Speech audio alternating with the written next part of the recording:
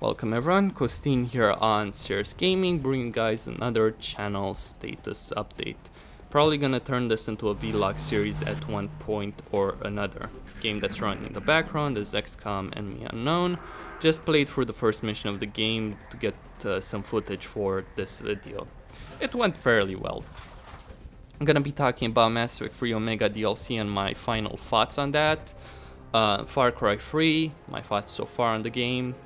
About the walkthrough as well, and about Dragon Age Awakening and Battle for Middle-earth. So Omega DLC, at the end of the day, it's just not worth the money. Plain and simple. The only reason I purchased it was to actually do a walkthrough out of it. That's it. Simple. I've written a full review on it on Tumblr. I'll put a link in the description of this video. Check it out if you're interested in seeing my thoughts on it. It is, however, an improvement, I'd say, over Mass Effect 3 and its portrayal of Cerberus specifically, but ultimately just forgettable. I don't really care all that much about Mass Effect universe in general. Again, the only reason I bought this was because I wanted to do a walkthrough out of it. End of story. Nothing else. And I'm tired of dealing with BioWare apologists who try and justify like the illegal action line by Nyreen Kandros. You know what's the purpose of that line? It's not to say that, oh, Cerberus is breaking the law. No, it's to portray Cerberus in a negative light.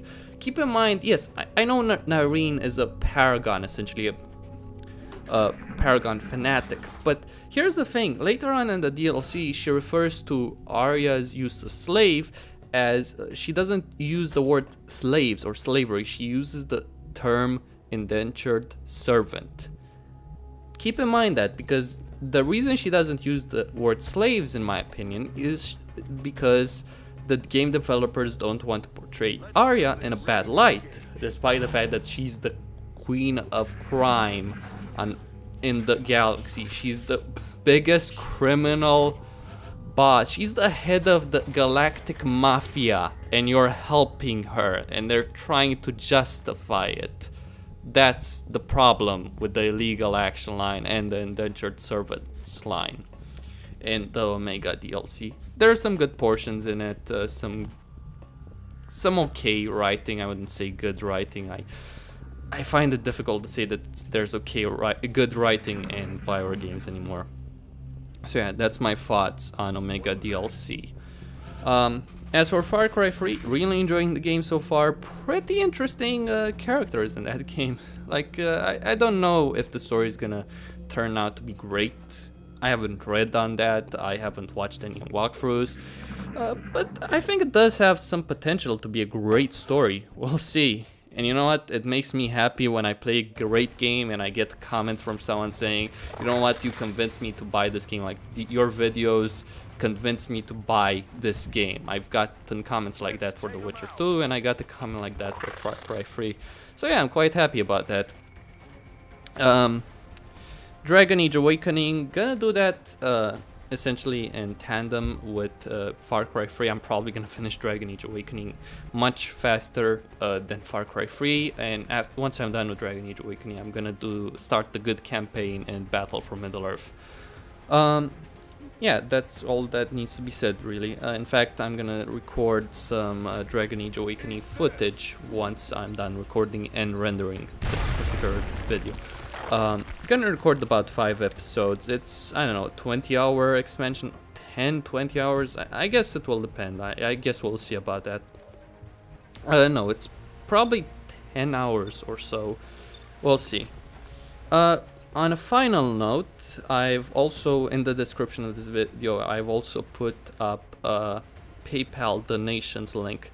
Now, I know people could say, yeah, you make money off YouTube. Well, I'm not making all that much money off YouTube, and I had to pay for a pretty, well, expensive microphone by Romanian standards. It cost me about $250, and I've had to spend quite a bit of money on computer equipment and all that. So it's not like I'm rich here. In fact, I'm barely making enough money to survive, you know, pay bills, pay for food and all of that, and pay for games that I play.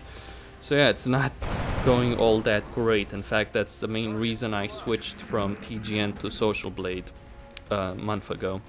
We'll see how that goes. But yeah, if you want to donate, feel free to donate. Just one thing to keep in mind here is that all the money that I get from donations, if I get any, truth be told, I honestly don't expect any. You know, it would be very nice if someone did donate money, but but with things like this, I think it's best to not expect anything. Hope for the best, expect the worst. It's a good motto to live by. But any donation money that I get will be spent on equipment: a better microphone, a better audio card, better CPU, better graphics card. Yes, I can improve my graphics card from GTX 670. I can get SLI GTX 670, which will allow me to run games at a higher frame rate. I might be able to actually do a walkthrough of Shogun 2 without dealing with insufferable frame rates. Like, that's the main reason I haven't done one, because the frame rates are just horrible in that game. Anyway, that's all I wanted to say here. Costin here, signing out, and enjoy the walkthroughs.